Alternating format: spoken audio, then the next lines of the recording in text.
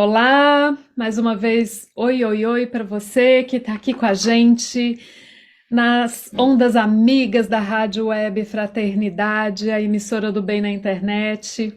Nós estamos aqui mais uma vez com a nossa série de programas sobre autismo, trazendo o autismo para o palco do espiritismo e fazendo, né, com que a gente abra mais os nossos corações e o nosso entendimento sobre esse transtorno que é tão comum, tão prevalente.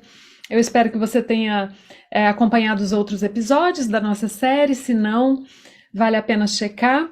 Hoje o meu coração está em festa porque eu estou dando o lugar de fala para quem é de direito e para quem tem competência total para nos ensinar a respeito do autismo, que é o autista. A Poli Sá, ela tem um perfil no Instagram que é fantástico, que eu sigo, sou fã, eu aprendo muito com ela. O perfil é chamado Hey Autista, Hey Autista, e ela tem essa visão de mundo tão peculiar e eu acho tão rica e tão fantástica. Então, vou passar para ela, ela vai se apresentar e a gente vai começar a nossa conversa. Pode falar, por favor. Olá a todos, todas, todes. Meu nome é Poli Sá, eu sou autista, também tenho TDAH e altas habilidades. Sou criadora de conteúdo para as mídias sociais, faço conteúdo informativo a respeito do transtorno do espectro autista e coisas correlatas a ele.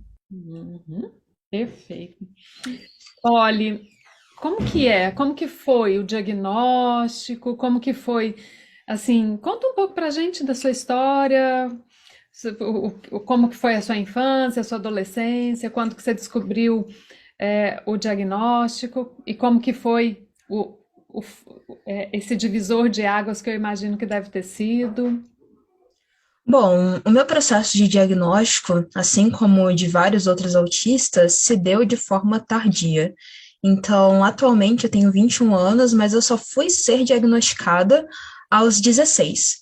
O que aconteceu no período anterior aos meus 16 anos de idade, em que não se sabia que eu era autista, é o fato de que eu era uma criança muito peculiar, com comportamentos específicos, como chorar muito o tempo todo, é, ter uma compreensão muito literal das coisas que aconteciam, ter emoções muito intensas em comparação com as demais crianças, e outros fatos que as pessoas simplesmente olhavam para mim e falavam: ah, esse é só o jeito da Polly, ela é assim mesmo, esse é o jeito estranho dela, entre aspas, mas que a gente vai aceitar da mesma maneira. E aí aconteceu que eu entrei na fase de pré-adolescência, adolescência, e com isso eu comecei a ter mais contato, obviamente, com outros jovens, né? E eu comecei a ter muitas dificuldades no quesito de interação social e de conseguir estabelecer vínculos com as pessoas.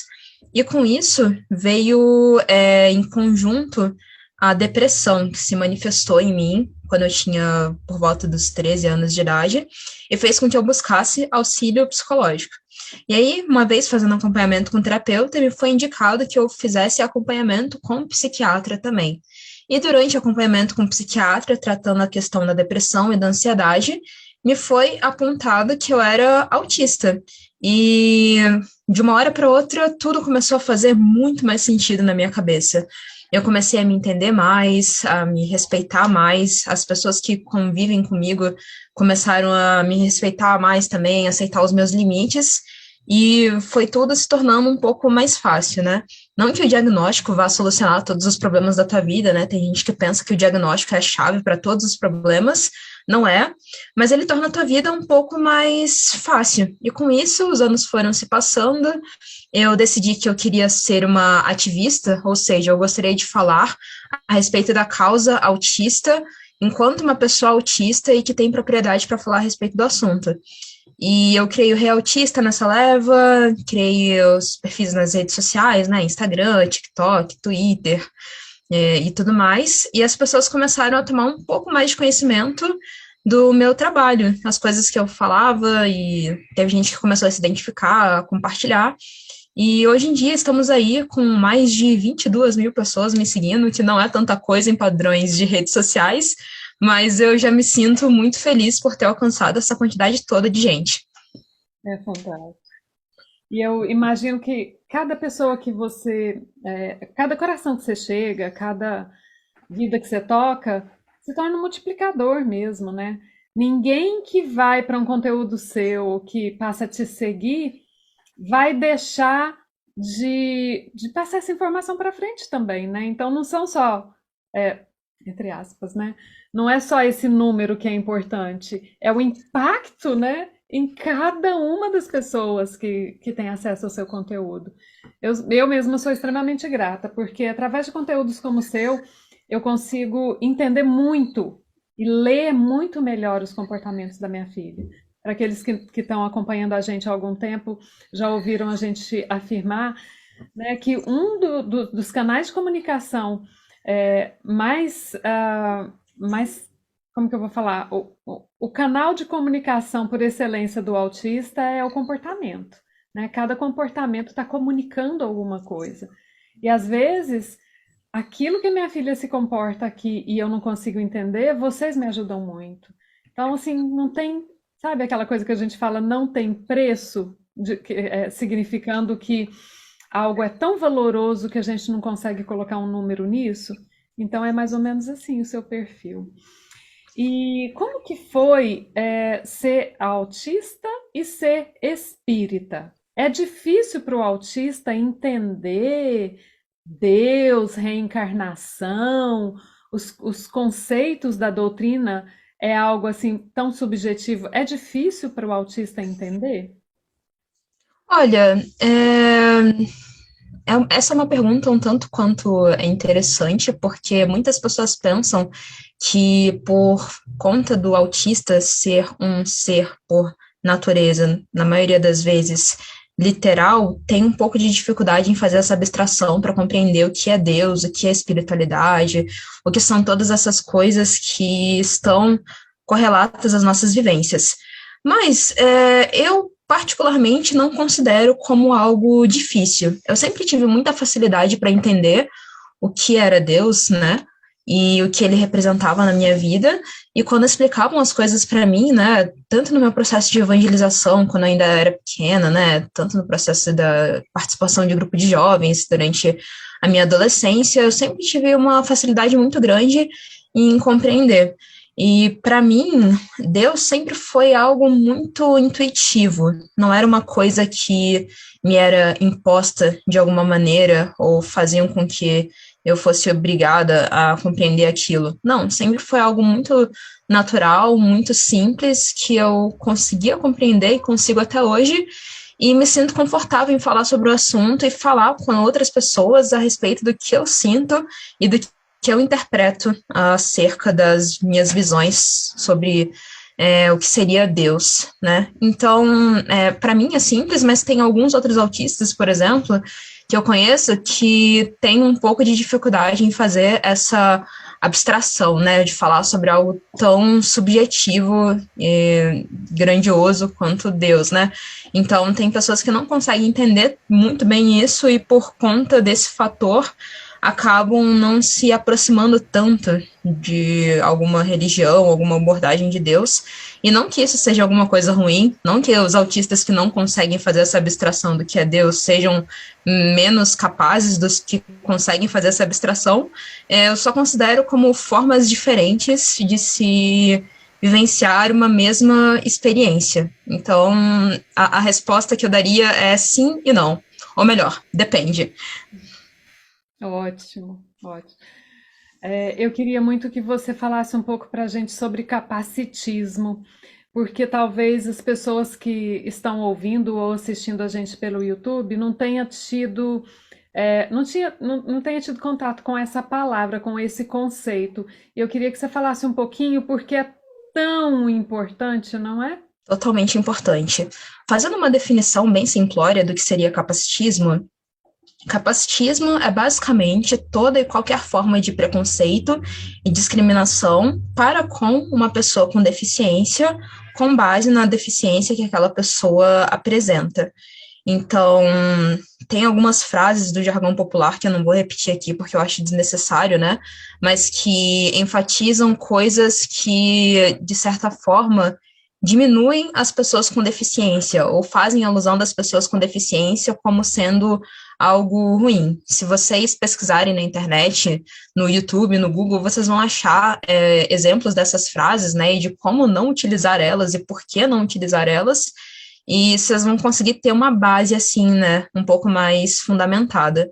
E o capacitismo, ele tá em todos os lugares. Ele tá nas esferas públicas, nas esferas privadas, o capacitismo tá dentro das famílias, tá dentro das religiões, tá em tudo. É um mal que tá impregnado nas coisas e que a gente que trabalha com essa questão de conscientização acerca das pessoas com deficiência, nós lutamos muito para que ele seja erradicado ou diminuído o máximo possível, né? Então, eu acredito que o maior remédio para se combater o capacitismo é escutar as pessoas com deficiência e entender o que é ser uma pessoa com deficiência a partir da vivência que essas pessoas passarem para vocês. E se alguém um dia apontar que você está sendo capacitista, ao invés de ficar bravo e falar, não, isso não está acontecendo, eu não seria capacitista, não, tu senta, abaixa a cabeça e escuta. Isso é primordial.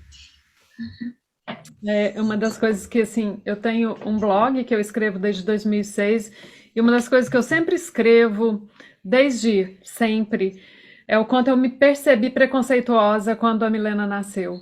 Eu achava que eu era o máximo da pessoa sem preconceito. Sabe aquela ilusão que a gente tem em relação a nós mesmos, infelizmente? E aí, quando ela começava a dar uma birra em público, quando ela entrava em crise em público, e as pessoas passavam julgando, aquele olhar julgador que tanto magoa e que tanto fere, aquela, aquela, aquela atitude interna de achar que é a mãe que não está educando, ao invés de compreender que tem um ser humano ali e que ela está em crise, que ela está, né, ela tá no momento de necessidade pedindo socorro, na verdade. E eu comecei a questionar, por que que eu tô sentindo vergonha?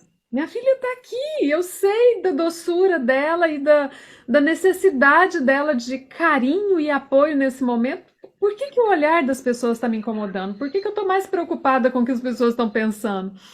Isso foi muito duro, eu entender que eu era preconceituosa. Ao longo do tempo, eu comecei a perceber que eu também sou capacitista, por menos que eu queira. Eu me lembro de uma pessoa que disse para mim um dia assim: sua filha ainda vai te surpreender muito, daquelas coisas que as pessoas acham que estão fazendo bem. Eu disse para ela: nunca, minha filha nunca vai me surpreender, porque eu nunca esperei menos dela. Qualquer coisa que ela conquistar para mim vai ser natural, porque a gente sabe que o ser humano pode tudo que ele quer, quando ele está realmente determinado. E eu sei que ela pode. É só uma questão de ambiente, apoio, oportunidade, porque potencial está ali, isso eu sei. Então ela não vai me surpreender porque eu já sei que ela pode tudo que ela quiser, não é? Mas das dificuldades, assim, em relação ao ambiente religioso que a gente tem assistido, né? Tantas religiões que parece que não estão preparadas para receber a pessoa com deficiência. E o autista, eu diria, porque o espectro é muito amplo, Polly, tem desde as pessoas menos comprometidas, aquelas com as habilidades mais limitadas. Você acha que o movimento. Não vamos falar doutrina espírita, como a gente disse antes, né? Vamos falar movimento espírita, significando as pessoas da doutrina espírita. Você acha que o movimento espírita tem sido capacitista? Nossa, totalmente. O movimento espírita, assim como outras religiões também, né, deixar isso claro, teve uma estrutura de formação muito capacitista, né? Nós, enquanto kardecistas, temos essa mania muito feia e que eu acredito que deveria ser mudada e revista por muitas pessoas, que é tentar justificar tudo que a pessoa fez, tudo que a pessoa está vivenciando, como uma consequência de uma vida passada. Então, antes de começar a gravação, a gente estava conversando sobre isso, né? Sobre como existem palestrantes espíritas que falam que a pessoa que é autista nasceu autista porque cometeu um suicídio na vida passada, porque matou alguém, porque está vindo para resgatar débitos anteriores que são muito pesados e por isso tem que ser autista. E não é assim que funciona, né? As coisas não são desse jeito. Eu sou do time que acredita que cada vivência, cada experiência de vida tem sua particularidade. Então, não é porque eu nasci como uma pessoa com deficiência que necessariamente eu sou alguém que precisa de esse olhar caridoso, né? De, meu Deus, a pessoa está sofrendo tanto, está resgatando as penas, está sendo a aprovação da família. Poxa, eu não preciso disso. Autistas são autistas e o fato de eu ser autista é só uma forma diferente de experienciar o mundo. Da mesma forma que é diferente se eu utilizar uma camisa rosa e uma camiseta vermelha.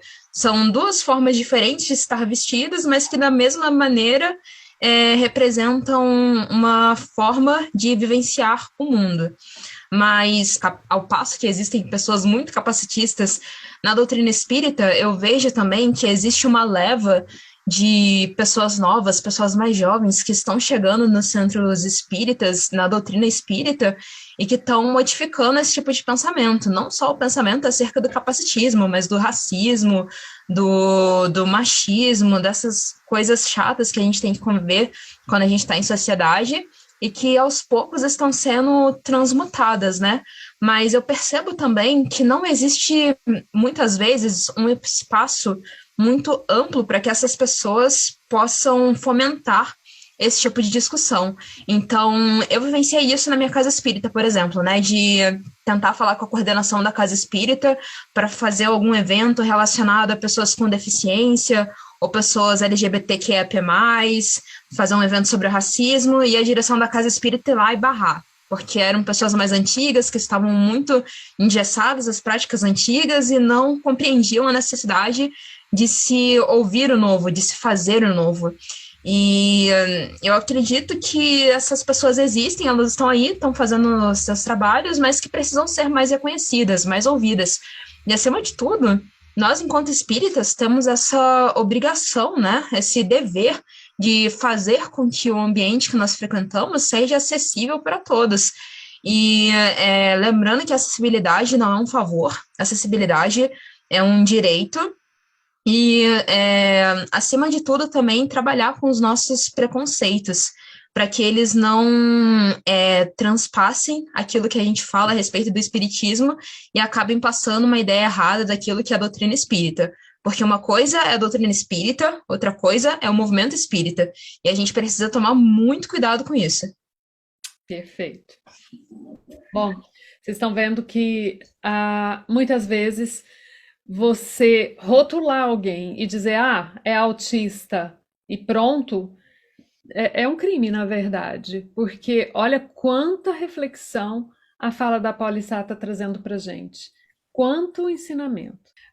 Se você estiver gostando, por favor, compartilha, né? Divulga, leva essa mensagem para as pessoas da sua casa espírita, porque a gente precisa mesmo, né, refletir e se preparar melhor para o diverso, porque diverso é o universo inteiro, né? Bom, a gente está falando desse despreparo do movimento espírita, que não condiz muito, muitas vezes, com tudo que a gente aprende na doutrina em relação à aceitação e eu não gosto nem de falar inclusão, sabe? Porque para mim o termo inclusão ela é quase uma redundância quando se diz casa espírita, porque só falar casa espírita já tinha que significar inclusão. Mas a gente sabe que ainda existe um despreparo. Então a gente estava falando sobre isso e eu queria lembrar, e eu sempre vou lembrar, sempre que eu tiver oportunidade, de João, capítulo 9, quando Jesus está passando com os discípulos e eles veem um cego de nascença. E os discípulos ainda lá, já naquela época, com essa ideia, perguntam: por que ele nasceu assim? Foi porque pecaram seus pais ou foi ele que pecou? E Jesus responde: nem ele nem seus pais. Ele nasceu assim para que se manifestasse nele a vontade do Pai. Então, a gente, na tentativa de mudar essa nossa mania de querer explicar tudo como provação e expiação, a gente está pensando na diversidade como carimbo de Deus, né? Como marca da presença divina na nossa vida. Diverso por quê? Porque tudo no universo é diverso, né? Então, Polly, se você puder falar um pouquinho de novo para a gente a respeito do que é ser neurodivergente no ambiente espírita, a gente vai agradecer. Bom, ser neurodivergente dentro do ambiente espírita, assim como outras pessoas que possuem outros tipos de deficiência, é uma tarefa, às vezes, um tanto quanto árdua. Não porque nós somos pessoas com deficiência, mas sim porque as pessoas do movimento espírita muitas vezes têm essa dificuldade de nos enxergar como indivíduos, né? Sempre nos veem como espíritos de luz, como pessoas que cometeram faltas graves, muitas vezes, quando na verdade não é nada disso, né? Nós somos apenas pessoas, assim como qualquer outra pessoa que frequenta o centro espírita, com a diferença de que nós temos algumas peculiaridades, mas isso não faz com que nós sejamos mais ou menos do que ninguém.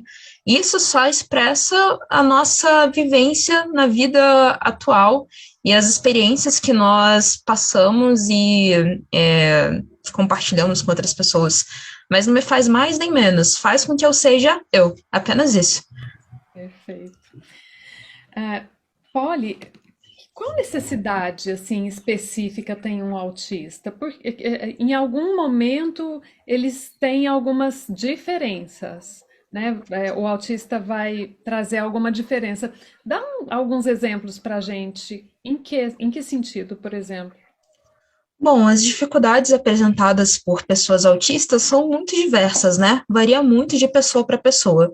Mas eu vou fazer um apanhado aqui de algumas dificuldades que são características, entre aspas, gerais, né? Que grande parte dos autistas apresentam. Então, a primeira grande dificuldade é a interação comunicacional. Nós temos um déficit na comunicação que faz com que nós tenhamos uma ligeira dificuldade em estabelecer comunicação com outras pessoas. E isso, muitas vezes, implica no uso de ferramentas auxiliares, como a comunicação aumentativa e alternativa, que utiliza de pictogramas ou aplicativos no tablet, para que o autista consiga se expressar e consiga se comunicar através desses programas mais robustos, né? Nós também temos a questão da hipersensibilidade sensorial, que se divide em alguns outros fatores, como a hipersensibilidade sensorial auditiva, hipersensibilidade sensorial olfativa, fotofobia, que é a hipersensibilidade à luz, a estímulos visuais, e nós também temos algumas outras coisas que as pessoas não consideram como dificuldades, e eu também acredito que não sejam necessariamente dificuldades, mas são coisas que implicam em mudanças no nosso dia a dia, que é a questão dos padrões restritivos e repetitivos de comportamento, que fazem com que nós, muitas vezes, estejamos um pouco, tenhamos um pouco de dificuldade em lidar com mudanças, com lugares novos, com ações novas, são coisas que fazem com que a gente se sinta incomodado, né? E aí tem situações em que isso acontece mais, né? Por exemplo, quando a gente vai numa palestra espírita num auditório muito grande, né? As pessoas têm esse costume de, quando acaba a fala do palestrante, começar a bater palma. E para muitos autistas, essa questão de bater palma é muito ruim, incomoda demais, demais, demais. Ou o que acontece também, né? Às vezes acaba um evento e as pessoas vão lá, vão começar a se abraçar, dar abraço uma na outra. E tem autistas que têm essa hipersensibilidade ao toque e que se sentem incomodados com contato físico. Eu acredito que essas são algumas das nossas peculiaridades que nos trazem certas dificuldades no dia a dia.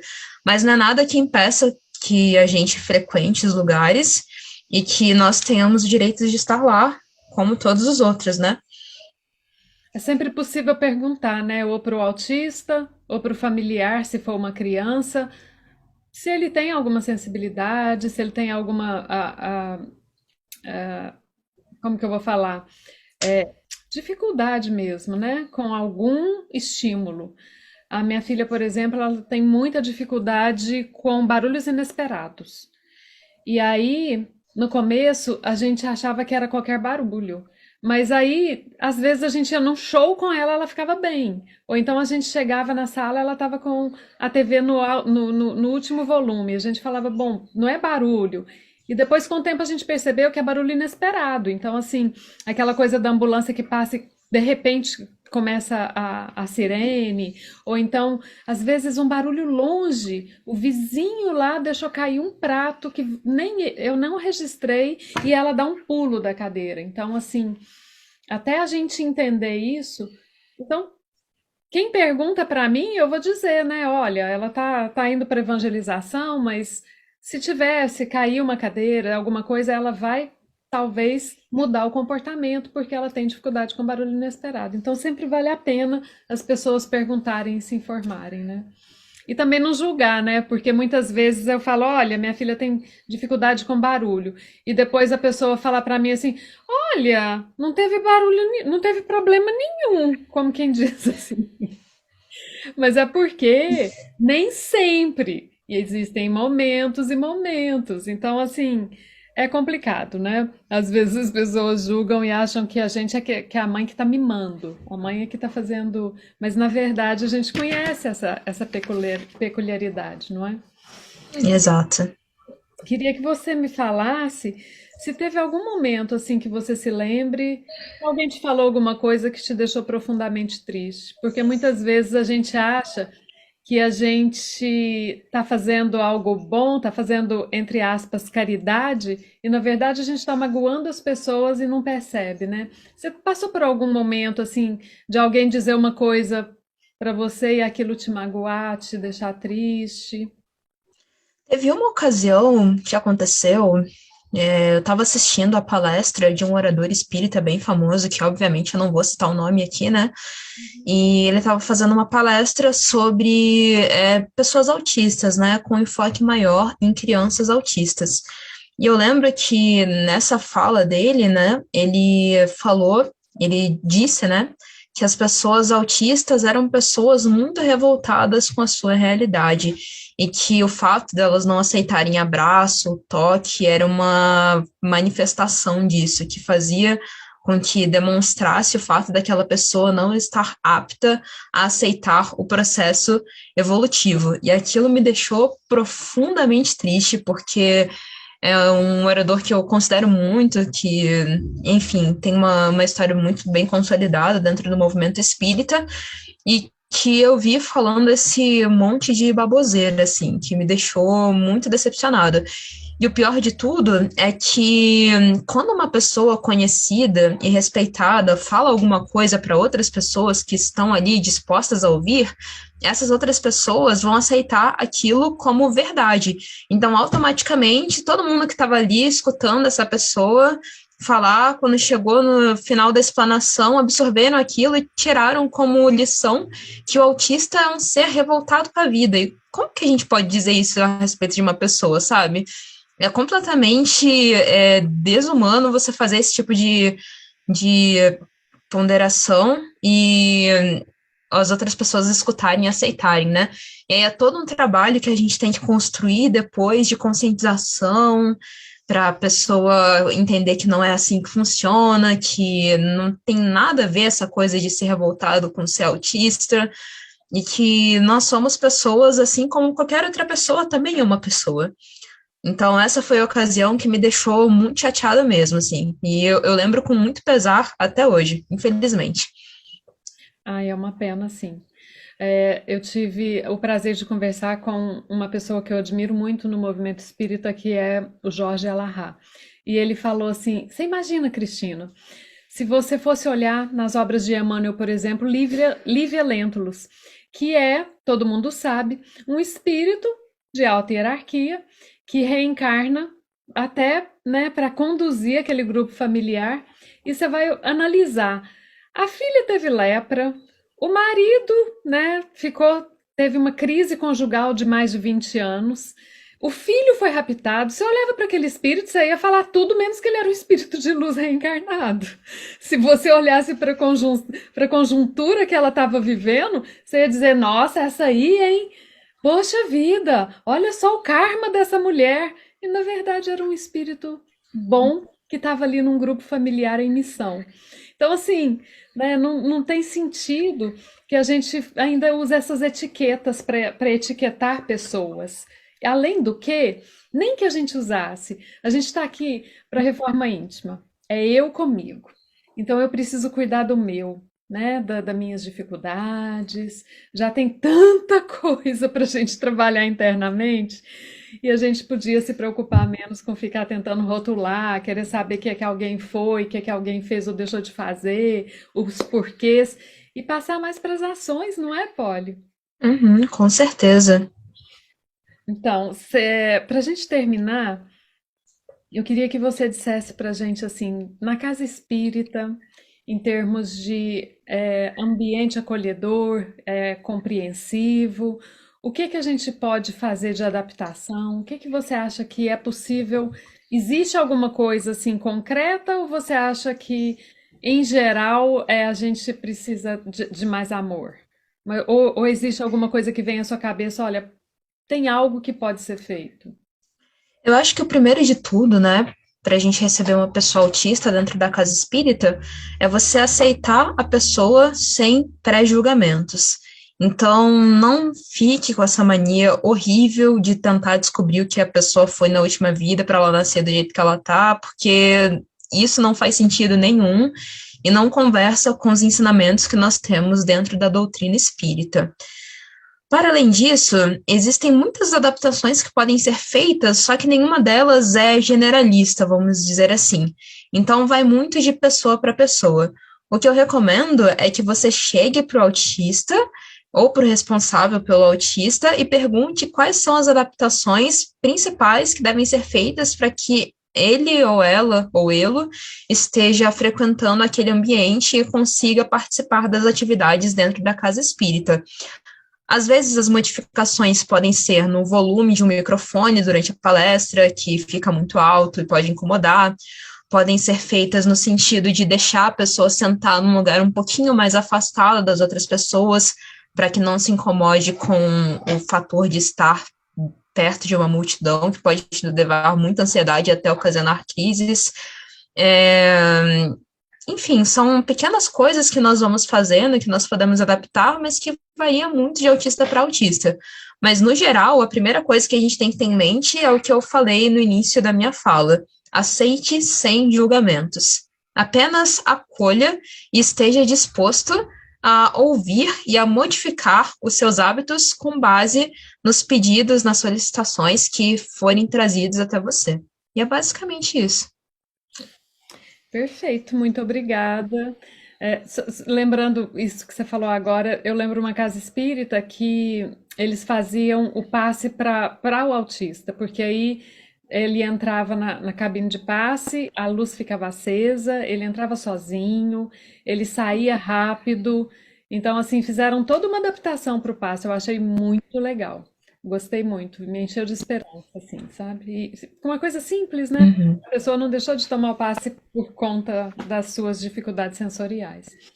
Então, assim, te deixar um minutinho final para que você possa se despedir, indicar sua rede social e, né, falar alguma coisa como consideração final.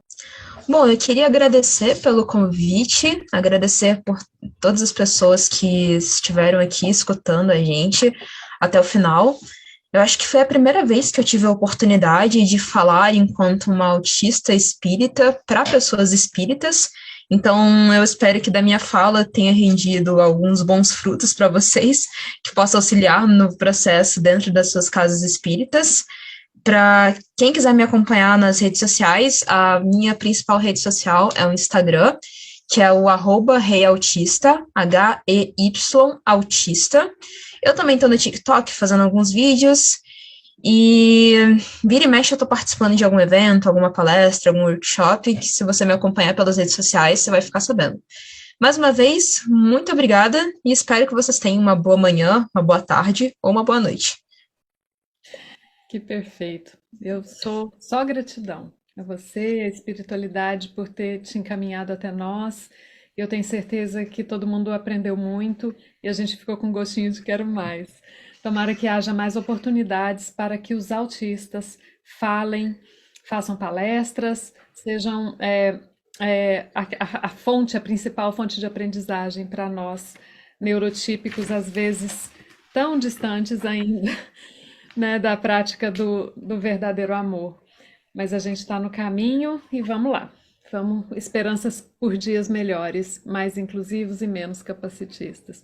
Para você que acompanhou a gente, por favor, se gostou, curte, compartilhe esse conteúdo. Você vai estar contribuindo, porque são muitas as pessoas que ainda precisam de informação de verdade e de qualidade a respeito do autismo. Você vai estar contribuindo. Muito obrigada, que a gente fique em paz.